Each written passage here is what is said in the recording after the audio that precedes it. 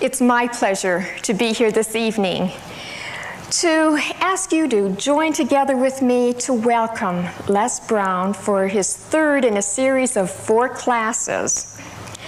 Les is one of the most inspiring, motivational teachers in America today. When I heard him 3 years ago, it actually brought tears to my eyes, and I rushed one of my sons over afterwards to introduce him to Les. And my feeling was, every young person in America needs to hear this man. Because if you could start them out young, learning the kinds of ideas that he can put across so beautifully and so enthusiastically and so from the heart, it would change America. Yeah.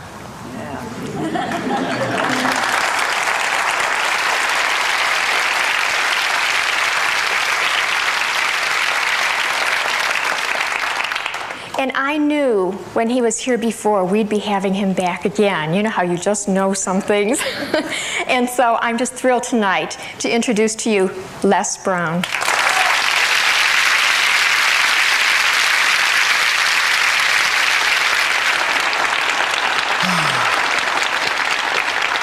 Good evening. Good evening. How you doing? Great. I'll ask you how you doing. I want you to say better than good and better than most. How you doing? Better than good, better than most. I know that's right. And sometimes even better than that, right?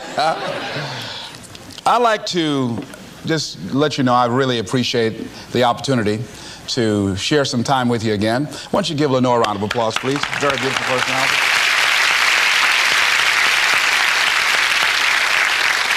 I'm very, very supportive of this ministry. I think that Jack Boland is ahead of his time, and the people here who show a level of concern in terms of empowering people and helping them to develop the skills that are necessary to navigate through some of the treacherous waters of life is something that's very much needed. This evening we're going to be looking at how to get unstuck. I think some of you know what I mean. Sometimes we have to ask ourselves, what's using my life? Heard a guy give a lecture one time that says, we are today what we were when. And he was talking about the fact that we, to a great extent, behave, think, react because of some previous experience that we've had. One of the things that we know about life is that it is always changing. Sometimes you're up. Sometimes you're down. Sometimes things go real well, and sometimes they don't. Sometimes you're happy, and sometimes you're sad. Now that's that thing called life. And when we begin to understand and know that, accepting that reality that we will never ever have things just on an even keel all the time, that you're going to have some ups and you're going to have some downs, but during those down moments, that's where the growth takes place. That's where the work is. See, anybody can feel good when they have their health, their bills are paid, they have happy relationships, the children are acting normal, business is successful. Anybody could be positive then. Anybody can have a larger vision then. Anybody can have faith under those kinds of circumstances. Am I correct? Yeah. See, but the real challenge of growth, mentally, emotionally, and spiritually, comes when you get knocked down. Somebody said that adversity introduces a man to himself or a woman. How you handle it, that's where the growth takes place. When I was facing some challenges, I had a guy say something to me, and I suggest this is one of the first things that you want to do when you're facing a challenge. You want to get unstuck. Evaluate where you are. Look at it. Assess yourself. Assess yourself and assess the situation. What brought you there? What role did you play? Earl Nightingale had a saying I like. He said, all of us are self-made, but only the successful will admit it.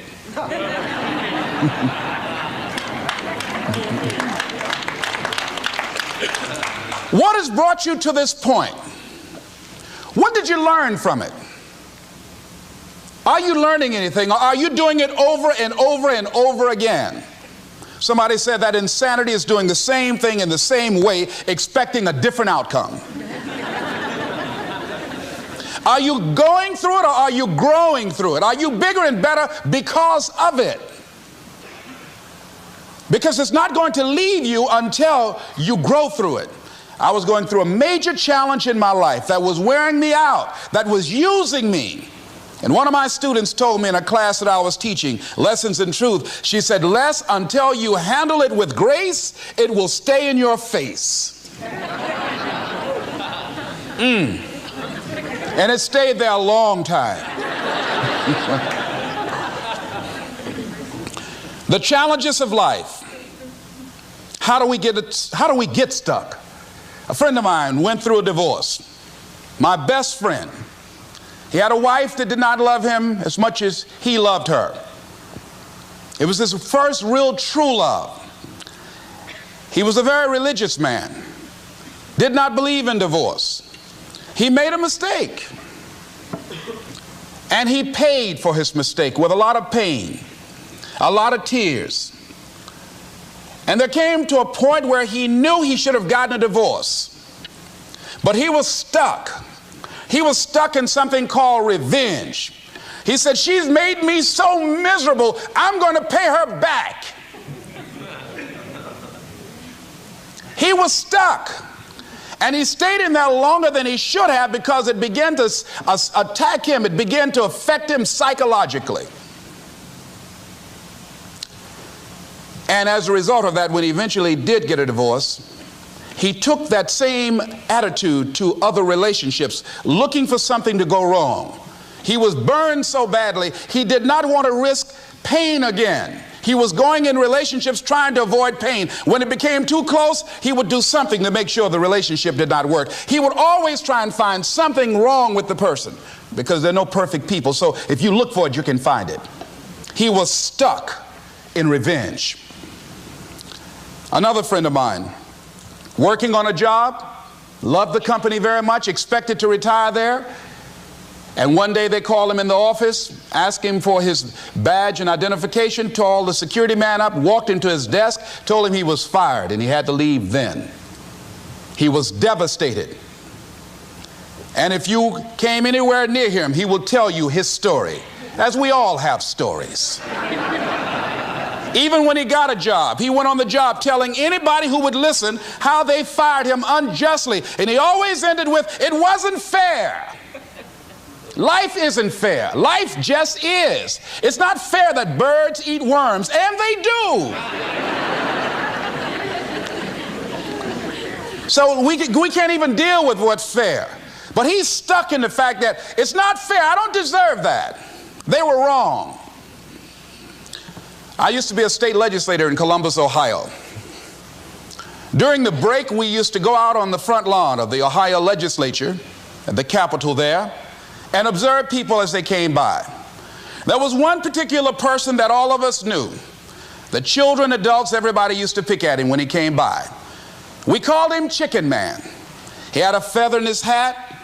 He had a toy chicken on top of his car that he would drive around the area in downtown, blinking his lights and occasionally blowing his horn. When he got out of his car, he would walk downtown with a baby carriage with two little baby dolls in there and a picture of a woman. And when you say something to him or came near him, you would hear him making the sounds of a chicken. All of us used to laugh at Chicken Man. We didn't know Chicken Man's story. Chicken Man woke up one morning around 3 a.m. and his house was on fire. He panicked and he got out of the window and left quickly, only to get outside to hear his children and his wife screaming for help. He ran back to the door to go in to save them, and the flames were too hot, too awesome. He tried to get in, he couldn't get in. He was desperate, frantic. Pretty soon the cries stopped. They perished in the fire. His brother-in-law came, found out that his sister had died and his nieces in the fire, grabbed Chicken Man and started beating him. You chicken, why did you save my sister? You're a chicken, you're a chicken. When the people pulled him off Chicken Man, they picked him up and said, are you all right? And Chicken Man looked at him and he started making the sounds of a chicken. he never ever overcame that tragedy. He was stuck from that experience. None of us knew why Chicken Man went around with this picture and these little dolls. I remember when I was stuck in anger for a long time, when I made a commitment to my adopted mother that I was going to purchase her a home. I'll never forget the experience of working real hard to get the money for the down payment. Someone had told me of a beautiful home in an exclusive area of Miami. I went to see it, took my mother there, and she said, yes, I want it. It was on the water. We went to the closing. My attorney said, Les, have you had a title search? I said, what's a title search? Well, we just take a couple of days to check it out and make sure there are no liens against the property that you might have to pay if you buy this home. The guy who was there selling me the house, he said, listen, he said, the only reason that I'm selling you this house and selling it at a loss is because I admire the fact that you want to purchase this house for your mother. I have another guy who will give me substantially more money, but I like you. And I've got to get back to Philadelphia. Now, if we cannot consummate this deal now, then the deal is off. I said, there are no liens against the property? He says, no, of course not. I looked at my attorney. I said, I believe him. I'll sign. She said, Mr. Brown, I'm not questioning his honesty. She said, but business is business. I signed that contract. And we had a big celebration. Everybody in the neighborhood was talking about Leslie coming home, one of the twins that Mamie adopted, to buy her a home. Child, isn't that nice? God is going to bless him. A few weeks later, I received a letter, a registered letter, indicating that the house was going up for sheriff's sale on the courthouse steps. A man had filed a $12,000 lien against the property because the previous owner owed him that money. And if I did not come up with $12,000 in 30 days, he was going to sell the house to the highest bidder. I called this man and said, Mister, my name is Les Brown. I purchased this house. I had nothing to do with your prior bill. He said, that's not my problem. He said, you should have had a title search. I said, can you give me time? I said, my mother is an older lady. She has a bad heart. And I said, please. I said, if you just give me the time, I don't know how I'm going to do it with the house note and everything else, but I think I can pay you at least $2,000 a month, and within 6 months, somehow I will pay you your money. He said, no, I want it all in 30 days or you get out. I did everything I could, racked my mind thinking about how I could get $12,000 because I took everything I could to get the money just for the down payment and the closing. I finally had to face the reality that I wasn't going to be able to do it. I was up around 2 o'clock in the morning, walking back and forth, thinking, how was I going to tell my mother this? My children were there in the room sleeping all night long. I agonized over this. I lost over 23 pounds. Pretty soon I went in the room where my mother was sleeping, and I said, Mama, I got down on my knees by the bed. I said, Mama, I got to talk to you. And she said, what's wrong? I said, Mama, I said, we got to get out the house. I said, in my haste to buy the house, I made a mistake. She said, that's all right, baby. I didn't like this house anyhow.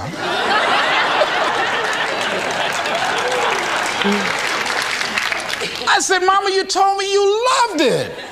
I brought our friends out here to see it. She said, you know I have arthritis in my knees, and I don't like going up the steps, but I knew it made you happy. You loved it so much. I said, Mom, I've lost 23 pounds agonizing over this. Well, we had to pack up and go back to the old house down the street from Northwestern High School in Liberty City. All those neighbors who came out and saw us leave, those neighbors were there as we were coming back. We went in the house, the roaches were playing cards, saying, come on in and take a hand. I was wiped out. I was embarrassed and humiliated. Words cannot encompass the symbolism of what I felt. I remember when I was unloading the furniture and I began to cry.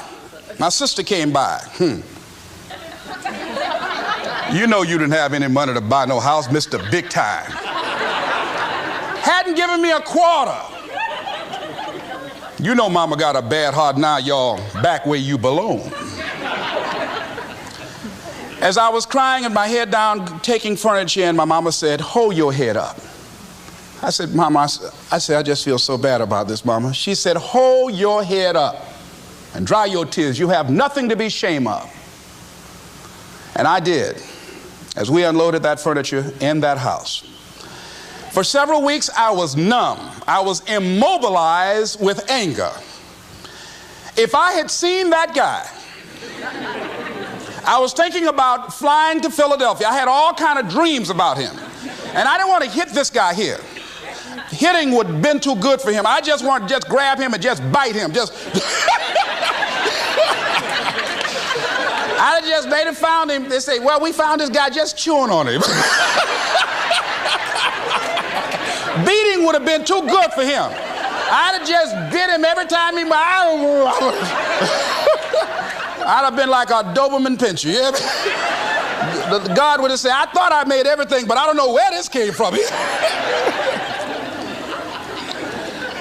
I was reading a book on forgiveness. And they had a line in there that says, forgive and grow. I had to let that luggage go. You see, your mind is, you know, when you go into a service station to get gas, you don't go in there and just start pumping. When you push the lever up, it clears the previous bill.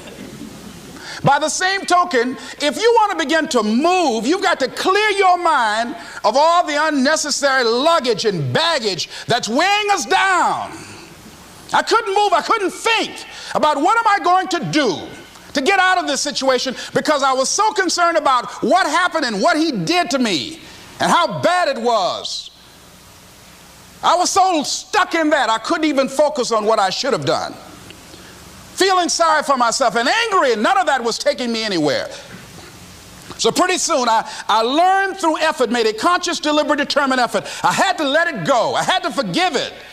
Let it go and begin to focus on developing myself. And I say to you, you're going to have people to do things to you. Things are going to happen to you. And the most important thing to do is to harness your will and let it go and move so you can grow, so you can get on with your life. It doesn't matter about what happens to you. What matters is, what are you going to do about it? Amen. What are you going to do now, Les?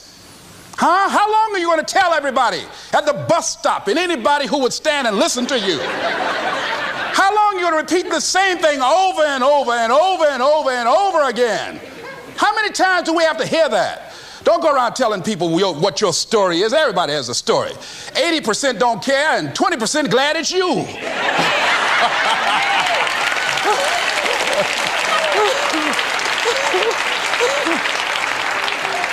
They say, I'm glad that didn't happen to me. Sometimes you think you got some problem. You hear somebody else's problem, and if their problem is real bad, it makes you feel good. Am I right? All right. So I had to let that go. All of us got stories to tell. Chicken Man allowed his tragedy to destroy his life. All of us have experienced some tragedy, and if we haven't, we will. And you can either let it destroy your life, or you can build upon it. You can permit it to let it hold you down, or you can decide, I'm not going to let that happen to me. I'm bigger than this. Make a declaration to yourself. Declare all out war that you're going to get out of this rut. I don't care how good you are. I don't care how talented you are. I don't care how much you work on yourself. There are some times when things aren't going to go right.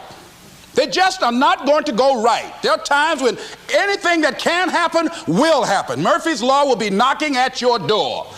Why? I don't know why. That's called life. And you have to deal with it. Sometimes your life will be in a slump, just like sports. Some of the best shooters can't hit baskets different times in games. They get in a slump. Do they sit on the sideline and say, you know, I just didn't hit a basket today? No, they continue to execute. I suggest to you that if you are facing a challenge, don't stop. Stay busy. Work your plan. Continue to do those things that you know that work for you after you have evaluated yourself in the situation. Continue to move. Stay busy, stay busy, stay busy. Repeat after me. Help somebody. And help yourself. Because what you give is what you get. Find somebody that you can help so you can forget about you for a moment. See, sometimes the best thing to do is to be. Sometimes you have to just back up and go within yourself. A bow and arrow, you can't take a bow and just push it out an arrow. You just can't push the arrow out. You have to pull it back and then release it. Sometimes you have to back up and go within and pray and meditate and recharge your batteries. Go away, clear your head, and then come back and look at it from a different vantage point. Don't operate while you're under the spell or the effect of what's going on. Next thing is that you've got to activate the thinker in you. Don't allow your emotions to control you. We are emotional, but you want to begin to discipline your emotion. If you don't discipline and contain your emotions, they will use you. Your mind goes on automatic, just like a guard. You know, I loved reading the book called As a Man Thinketh by James Allen. He uses the analogy of the mind being like a garden. You know, weeds don't have to have any encouragement to grow. You don't have to water them. They don't have to get sunshine. They don't have to have fertile ground. They will grow through the cracks of a sidewalk. Am I right? But if you want to grow orchids or roses or any kind of exotic flowers, there are special processes and procedures you must go through. Well, by the same token, you don't have to force yourself or motivate yourself to think negatively, to be depressed, to hate somebody, to want revenge, to want to get back at somebody, to beat yourself up over the head, to feel loaded with guilt. You don't have to make any effort to do that. Your mind is on automatic. It will do that by itself.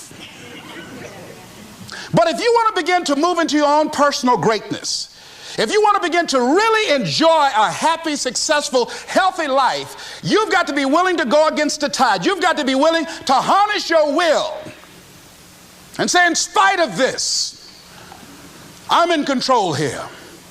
I'm not going to let this get me down. I'm not going to let this destroy me.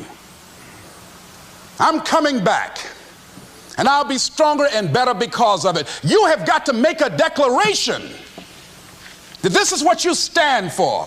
You're standing up for your dreams. You're standing up for peace of mind. You're standing up for health. You want it. And you're going to go all out to have it. It's not going to be easy. When you want to change, it's not easy. If it were in fact easy, everybody would do it. But if you're serious, you'll go all out. So yes, I'm going to turn this situation around. I'm not going to sit back and moan and cry over what happened and what went wrong and who did what. I'm going to do something about this situation. The next thing that is important is that expect things to get better for you, because they are. See, life is cyclic. You're not, whatever experience you're having right now, it has not come to stay. It has come to pass. Not to stay, just to pass. It's just going through. The biggest challenge is to know what's happening. This is a part of this thing we call life. This too shall pass. And maintaining perspective, putting it in perspective. I was doing a training at a college, and it was a 2-day training during orientation. And in the training that I provide, I'm a motivational speaker, but I conduct processes in personal dynamics where people begin to go through changes that stimulate the right and left hemisphere of the brain, enable them to see themselves differently. I conducted this particular simulation with these young kids, 17 and 18 years of age, so that they would begin to see how they make decisions, or how they would survive in this particular simulation process we gave them. We had them to do it individually and then collectively. Over 30% of them wrote down as their first option, in order to survive, they would commit suicide. First thing they wrote down. Suicide among young people has increased 300%. Over 5,000 will successfully take their lives this year. Why? Why did they do that? I was so shocked. I said, what do you mean? Well, at least we would not suffer. And then they had the nerve to write down all of the other things they were going to do after they committed suicide. I said, listen, Kadumbo. No, when you come up with a permanent solution for a temporary problem, that's it. Game's over. That's it. You're not going to do anything. Anybody wrote suicide at the top, you can put your pencil down. See, a lot of us, because of our limited vision of ourselves, a lot of us who begin to focus on problems and enable them to overwhelm us, we begin to think that we have no options. We begin to believe that there's no way out. Repeat after me, there's always a way. Where there's a will, there's a way. Shake somebody's hand on your right and left and say, I'm unstoppable.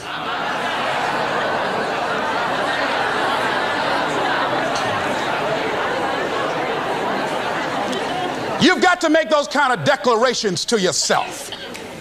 I'm unstoppable. This will not get me down. And if I get knocked down, I'm going to be like Leo Pascal. You said you're going to have some low moments in life, but when you do, you will have high lows when you work on yourself. What are some of those things that you can do during this period of time? Go for walks. Do some things for you. Just go for a stroll so you can engage in some reflective thinking on life, on yourself, looking and enjoying the universe, smelling the roses along the way. Listen to upbeat music, music that inspires you. I have oldie but goodies. I have strategies that I engage in to recharge my batteries. I'm preparing for that because I know things are going to happen that I cannot anticipate. A very good friend of mine died the other day. I had a program for myself. I have books that I read that inspire me, tapes that I listen to that fire me up. Because you're going to have sometimes low moments when you won't want to get out of bed. You just want to stay there. At times you won't want to come out the house. At times you'll be feeling bad and don't know why. What's wrong? I don't know. Just leave me alone. Why did that happen? I don't know. It's called life.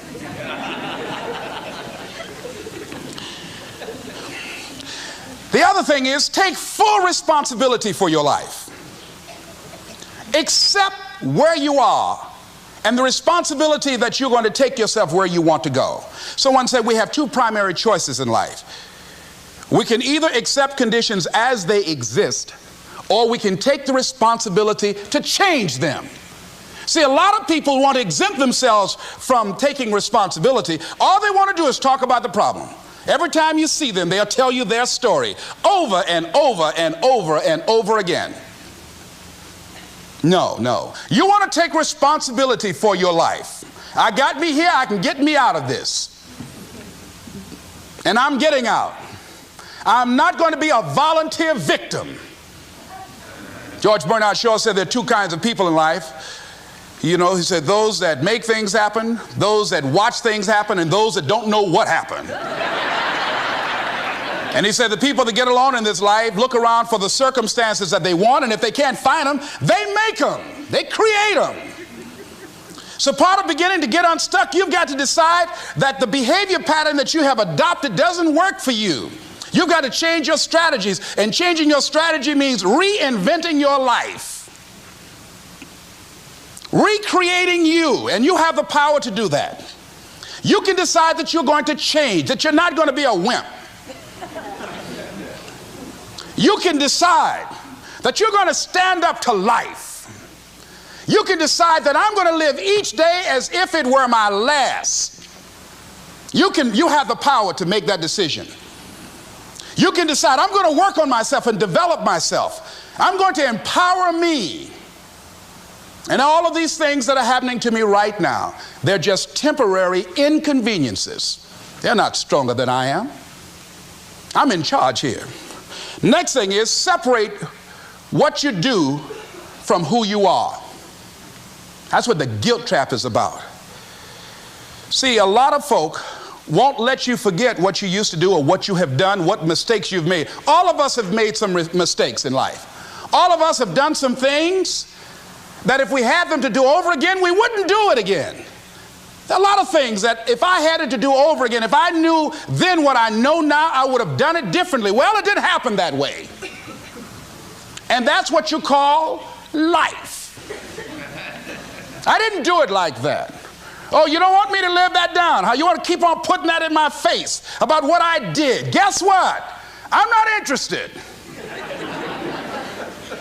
That's what I did then. Won't do it today, so you are picking on an innocent man. Hello.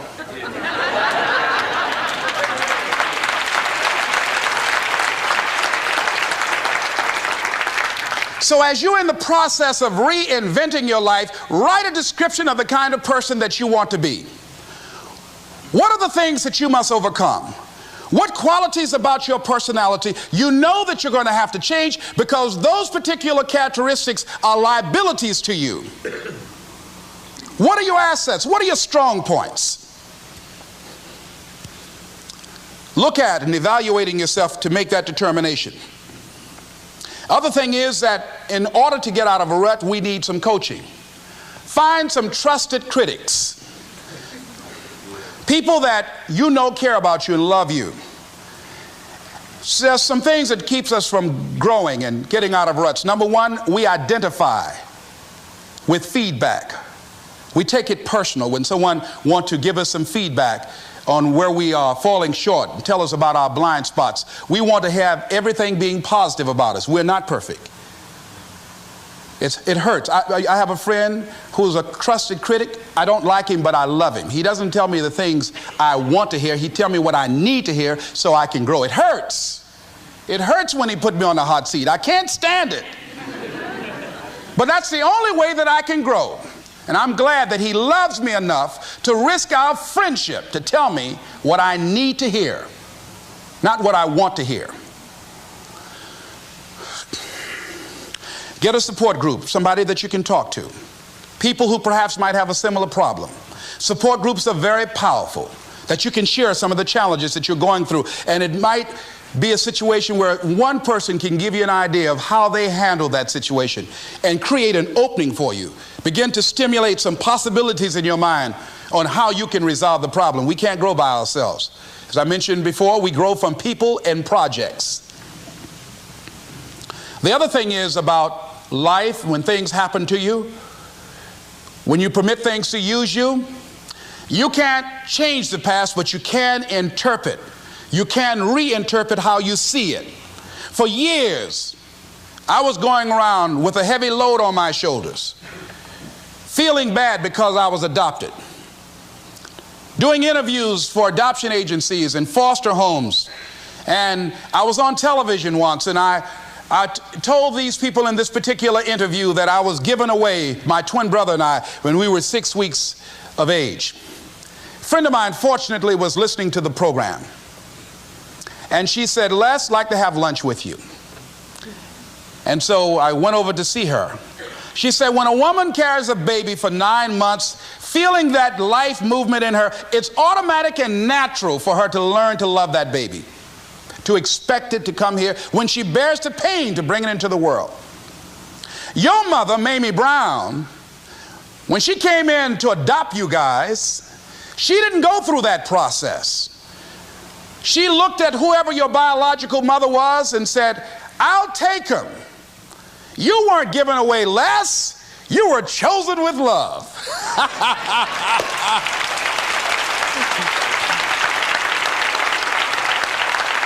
Same circumstances, same event, but reinterpreted. An interpretation that empowers me. Am I making sense to you? Yeah.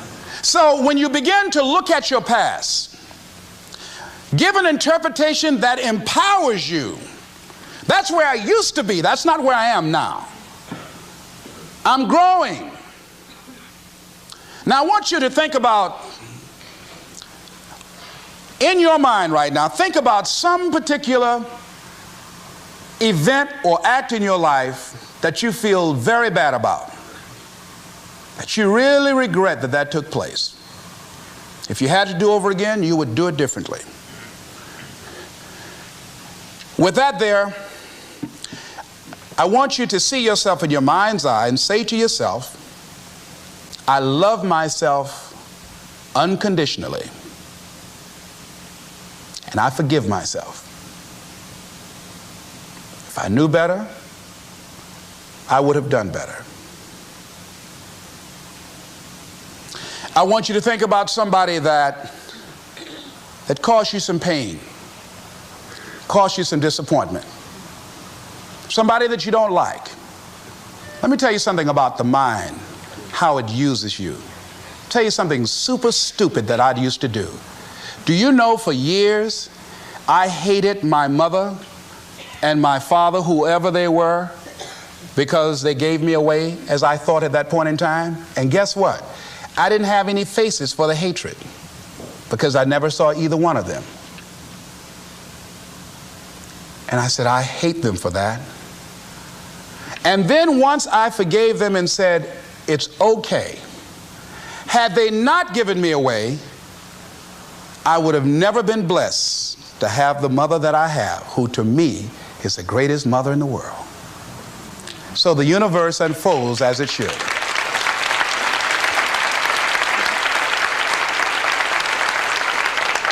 But when I went through this process, saying forgive them, I remember in my mind as I was trying to picture these people, I had two individuals in my mind standing there with no faces because I didn't know how they look. But I released that. I let that luggage go. Think about somebody that you've hurt, somebody that you've disappointed, either deliberately or inadvertently, or someone that has hurt you deliberately or inadvertently. Think about them. Somebody that you really, when you think about them, the room turns red. Look at them in your mind's eye and say, I forgive you. I forgive you unconditionally. Whew, boy, that's a heavy load to let off. When I thought about that guy, I said, wait a minute, I can't, no, you don't know what this guy did. This was my mama. You don't know what we went through. My student said, Les, forgive, let it go. If you want to be forgiven, you better forgive somebody. None of us are perfect. All of us have made some mistakes. And it wasn't easy. It's not easy forgiving, am I right? It's hard. See, everybody won't forgive. They say, I forgive, but I don't forget now.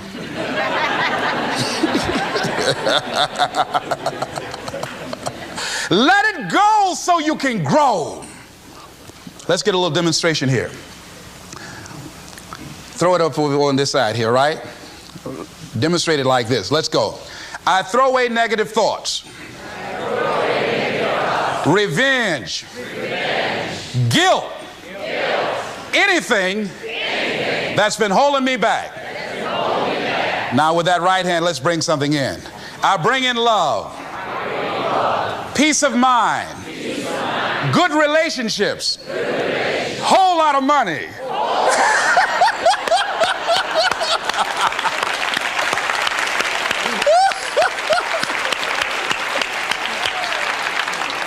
I don't know why people raise their voices when we say a whole lot of money. I mean, they get serious too, you know what I mean? And usually people don't use one hand, they use two hands. They try to borrow somebody else's hand, you know?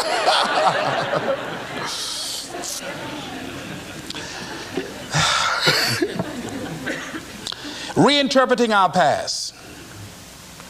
Understanding and knowing that we can move from where we are. That we can begin to design the kind of life that empowers us, that gives us happiness, that enable us to be on top of who we are. Knowing that as we begin to explore new horizons and new vistas in life, that as we begin to focus on developing ourselves, as we begin to elevate ourselves and not to follow the crowd, activating the thinker in us and disciplining and putting on hold the emotional part of ourselves. It's not easy, but through practice and practice and practice, practice makes what? Absolutely not. Dismantle that belief system. Practice makes improvement. You can always better your best. You can always go beyond anything that you have ever done. You'll never hit a state of perfection. You're always bigger than what you do. And so all you're looking for are new breakthroughs through practice and practice and practice. You'll get better and better and better. And there's still some things that will happen to you that will catch you on the blind side that you did not anticipate. You'll get knocked down, but you won't be knocked out. You'll be able to get to your feet again, be on the ropes, but you'll have a fast recovery rate when you work on yourself. Read inspirational books, of course. Listen to tapes that begin to inspire you, and stay around people who will empower you. People that will help you feel good about who you are as you're in the process of transforming your life. Life is so beautiful. Today someone gave me something on life called What is Life? I'd like to share it with you. In summary, getting unstuck means that you are going to start living life on your terms rather than just gliding through every day on automatic. That you are aware, that you're stimulated and you're excited about your unfolding future, that you have a special power within, that you know that things are going to get better for you. You know that you can handle this, and sometimes you have to cry. Sometimes life will take you to your knees. But the pain opens spaces in the heart for joy. Somebody said about life, I love this, says, life is like an onion. You have to peel it one layer at a time. And sometimes you cry.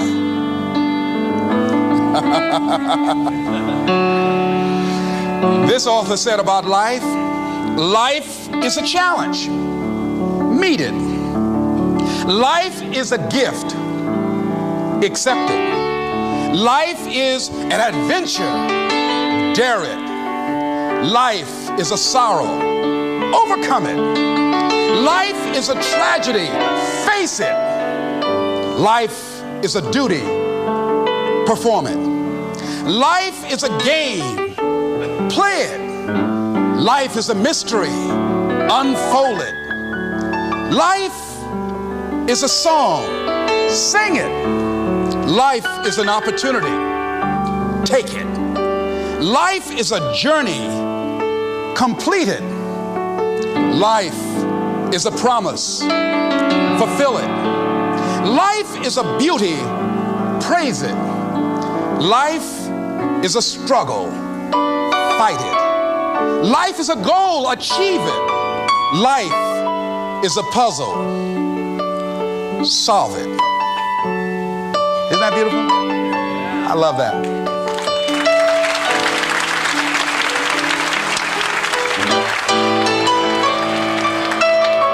Remember something I heard in high school. It's called, I met a man today. At first I said he's Irish, for he has an Irish way. A sympathy and friendliness that warms you through and through. And then I thought, oh no, he's not. He really is a Jew. His eyes so dark and eloquent, like eyes of pearl, like those of Peter maybe, or perhaps Emmanuel. He stood there with a quiet grace, so slim he was and tall. I knew he was an Englishman and not a Jew at all. And yet his skin was very fair, a Viking he could be, such as those who cast their ships against the sea. His hair was dark with the mist of India, Japan. His courtesy was China's own, his dignity Iran. I met a man today and he was marvelously fair. He really was a child of God, and he came from everywhere. This is Mrs. Mamie Brown's baby boy saying it's been a plum-pleasing pleasure as well as a privilege. Thank y'all here.